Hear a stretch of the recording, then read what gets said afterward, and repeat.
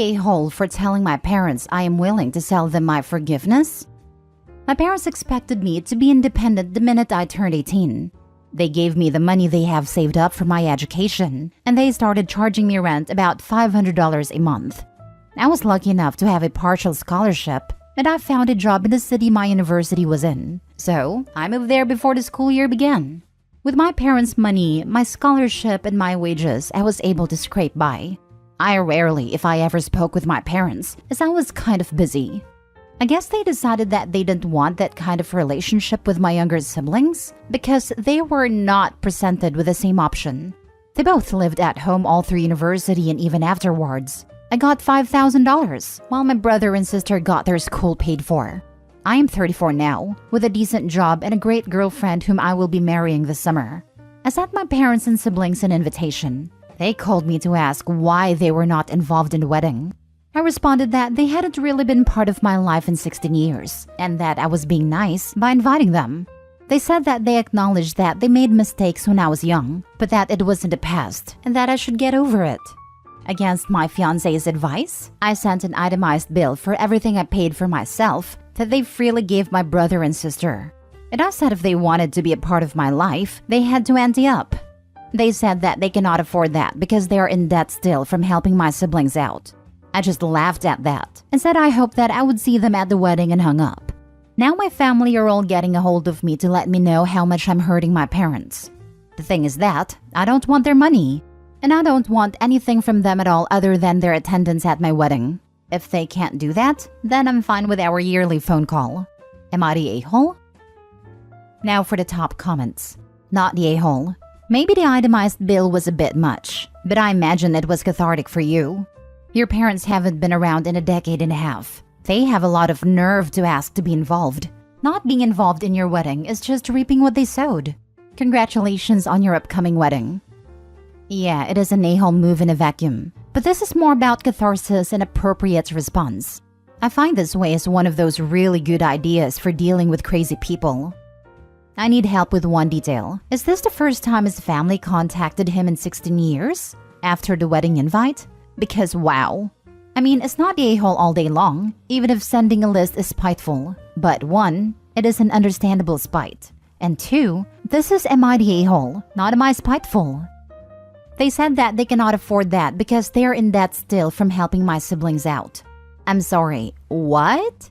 Then why did they do it in the first place? Not the a-hole OP. Perhaps siblings can pay back now. If their perceived choice was going into debt to support their adult kids or lose almost all contact with them like OP, it's not surprising they picked debt. Of course, the reality is the choice was a bit less extreme. Let them live at home rent-free and pay what they could without going into debt.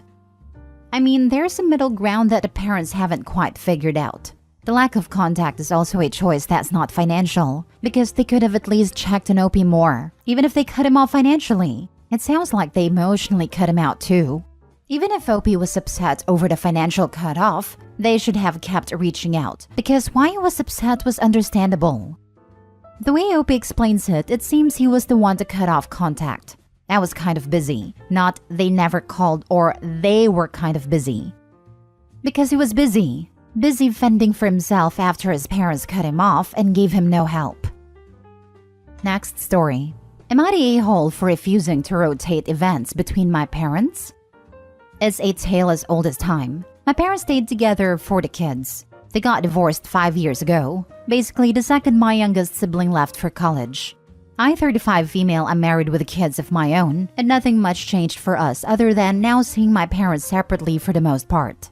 I have 4 kids, all in elementary or middle school. This means we have lots of stuff going on, from school plays to sports matches to recitals. My parents are active and involved grandparents, and they both try to come to as many of these things as possible. We had, of course, about 2 years where these things were not really happening so much, but now we're finally back to a normal schedule, and these types of things are back on. For some reason, my parents' divorce proceedings have dragged on for longer than they should have, and the financial stuff is still being hashed out. Unfortunately, it has gone from relatively civil to hostile. I'm not taking sides. I love both my parents, as do my kids, and their divorce is not my business. But lately, my dad has been saying he doesn't want to go to places where my mom is going to be and has asked if he can rotate the grandchild events with her. I understand him not wanting to interact with her. That's fine. But he can easily attend these things without having to. He can sit on the other side of the bleachers or auditorium and never even see her. My mom is perfectly content to do just that and doesn't want to have to miss anything. This is all Dad. I told him there's really no reason he can't go to, say, a school play and just sit as far away from Mom as possible. She doesn't want to talk to him either, and neither are the type to ever make a scene. So no, I'm not going to make a rotation. They are both invited to all of these things, and Dad is free to go or not. His choice. Needless to say, Dad is not pleased. Mom thinks it's perfectly fair, but she's obviously biased. Husband agrees with me. One brother agrees with me, but that's because he's likely proposing soon and is worried about Dad being like this for all the wedding-related events. My other siblings are younger and don't really have that sort of thing on their minds and are saying I'm being unfair to Dad. But maybe they have a point? Am I the a-hole for how I'm handling this? Not the a-hole. Your parents, particularly your dad, need to do better for their grandkids if they want to be involved in your life. It sounds like you are being incredibly respectful of the divorce, not taking sides, etc. Rotating events also creates huge logistical problems. You can't rotate one-off events like graduations, etc. All that's going to end up happening if you do is you create a whole new set of problems where someone complains that grandparent A got to go to XYZ, and they were way more important than the events grandparent B got invited to. Or at Christmas, grandparent A has somewhere else they can go, but it's their turn, even though it might be better to have grandparent B. Not to mention that a parent with a million kid activities to coordinate doesn't need to worry about even more logistics for each event, big or small, for no good reason. Not the a-hole. Your dad's acting like a petulant child. And your younger sibs are wrong. If granddad doesn't want to see grandma, then granddad better question the love for his grandkids. He's there for the kids. If he can't look at that way, then it's a personal problem. Your younger sibs don't see it this way because they don't have kids yet. It's weird, but once you have kids, you realize that you do a lot of things for your children and grandchildren. And a mature person would see that sometimes compromises have to be made, and you may not like it, but you want to be there to support them. Definitely true about having to think about kids. Though my brother who's planning to propose soon doesn't have kids, but is thinking like me, because he doesn't want to be in a position of having to choose which parents attends his engagement party and wedding. And he wants kids, so I bet he's thinking about what will be when he does have them. I think the situation would be different if it was an abusive marriage. If this is all just pettiness or resentment, then it's on your dad to decide what's more important. Being an active father and grandparent, or trying to punish your mom by having her barred from family events. Whether he views it as his punishment or not, that's what it is. Give it time. Don't uninvite anyone and he should come around. Next story. Am I the a-hole for telling my sister she needs to pay for childcare or I'm not going to her wedding? My female 25 sister's wedding, female 28, is in a couple months. She recently sent out invitations. I was invited as a regular guest, not a bridesmaid or maid of honor, since we live a state apart. And obviously, there's a certain level of involvement and time that goes into being part of a bridal party, which I understand. I want to be there for my sister, and obviously I'd like to see her get married. But the problem is, I'm a single mom. My son is 6, and when he's not at school, I need to be home watching him. So being out for hours at a time isn't really in the cards for me right now. My sister's wedding is child-free too. Since it's taking place in her state, I'd need to commute. And I'd probably have to be gone from my house for 2 full days. I can't have family watch my son since they'll all be at the wedding. And I don't really have friends who will babysit for 2 days. I contacted my sister and asked if she'd be willing to let my son come to the wedding with me and explained he couldn't be left alone so young and that I didn't have anyone to watch him. She responded by telling me her no children policy was strict and she wouldn't make exceptions. I explained my situation again and said I need some form of childcare or to bring him with me. I then asked her if she could pay me to hire a nanny or babysitter to watch him. She got offended and said children and weddings are both parts of life and I need to just figure it out. It's my kid, my problem. Which sure, that's true.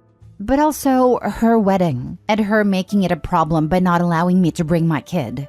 I told her she could either pay for my childcare or I wouldn't be going to her wedding, which all she did was call me ridiculous and entitled. She said she shouldn't have to pay for my child, and that part of being an adult is knowing how to take care of that kind of thing. I think that's ridiculous. Money is tight. Childcare is expensive. I can't magically afford for someone to watch my 6-year-old, and most people would just let me bring him to the wedding. My sister says she's definitely not paying for childcare, and I guess you're not going to the wedding then. And now, my whole family is mad at me for not being there for my sister. Am I the a-hole? Edit. I'm not trying to force my sister to pay for anything, and it's totally fine if I can't come. She accepts that, and I just don't go. It only became a problem when my entire family came after me for not going to the wedding. I'm not mad at my sister for not paying. I'm mad at her for turning the family against me and saying I don't want to come to the wedding, and complaining about me behind my back to my parents. She complained about me not going to the wedding as if I was purposely avoiding it. Now for the comments. You're the a-hole. I get where you're coming from, but you went about this all wrong. I'm sorry, but it's not within my budget to travel so far. And also arrange to pay for childcare when I get there. I said my best. Full stop. Don't ask for handouts from a stressed out bride. Is that what people do? Good Lord. If she's gracious, she or the family will offer a solution. But you don't ask for that. That's where the entitlement came from. In the end, the kid is your responsibility, no one else's. Everyone sucks here. Opie has no right to demand childcare. It's her child and her responsibility, not her sister's. But her sister also has no right to be angry at her sister for not coming. She can choose to have a child-free wedding, but she cannot demand that people with children attend. It doesn't sound like the sister is upset if Opie doesn't attend. She was only upset at Opie's demand that she pay. It does seem that she sent her flying monkeys to shame her sister for not showing up. She also seemed comfortable telling her sister how to parent. Everyone sucks here for different reasons. You're the a-hole. It's no one else's responsibility to pay for your childcare. Completely unreasonable ask. Asking a bride to stay away, your sister of all people, to pay for childcare for a night or two so you can attend their special event is not unreasonable at all between sisters? Like, hey sis, I can't afford this thing. Do you really want me there? If so, I have to ask, can you pay for the childcare so I can attend? Otherwise, I may just have to bow out. If the conversation went like this and Opie's sister reacted with her stress and psycho in the moment, it might be fine. But Opie wasn't asking unreasonable things. This is across state lines. A travel wedding and a sister who's not even a part of the wedding party.